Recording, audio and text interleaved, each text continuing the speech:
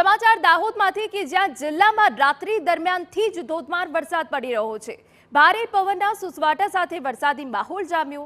ધોધમાર વરસાદથી શહેરના રસ્તાઓ પર પાણી થઈ ગયા। ગોદી રોડ સ્ટેશન વિસ્તાર જળ વિહાર સોસાયટીમાં પાણી ભરાઈ ગયા। ભીલવાડા સહિતના વિસ્તારમાં પણ જળબંબાકારની સ્થિતિ સર્જાઈ ગઈ। દાહોદ તાલુકામાં 2 ઇંચથી વધુ વરસાદ નોંધાયો છે। દાહોદ, જાલોદ, લીંબડી, ધાનપુરમાં ધોધમાર વરસાદ પડ્યો। આ તરફ ફતેપુરા, લીમખેડા સિવાય 7 તાલુકામાં પણ ભારે વરસાદ પડ્યો છે। અમે આપને દ્રશ્યો દાહોદ બતાવી રહ્યા છે કે જ્યાં વહેલી સવારથી જે ધોધમાર વરસાદ પડ્યો છે તેમાં જે બજાર વિસ્તાર છે અને ખાસ કરીને દુકાનોમાં પાણી ભરાઈ ગયા છે, જેના કારણે આજે સોમવારનો દિવસ છે। જે વેપારીઓ આવ્યા હતા ત્યાં પાણીનું સામ્રાજ્ય હતું, એટલે પાણી ઉલેચવામાં તે લોકો લાગ્યા છે, પરંતુ ભારે વરસાદ પડ્યો હતો ને આગામી હજુ પણ કેટલાક કલાકોમાં ભારે વરસાદની આગાહી છે।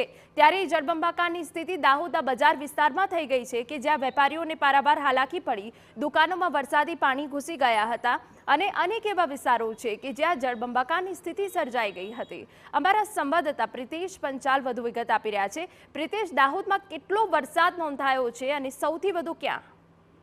જી, દાહોદ જિલ્લાની વાત કરીએ તો દાહોદ જિલ્લામાં સમગ્ર જિલ્લામાં મોડી રાતે ધોધમાર વરસાદ પડ્યો હતો, જેમાં 5 ઇંચની આજુબાજુ જે વરસાદ પડ્યો હતો, જેમાં સૌથી વધારે જે વરસાદ છે તે દાહોદ તાલુકામાં 2.5 ઇંચ નોંધવા પામ્યો હતો।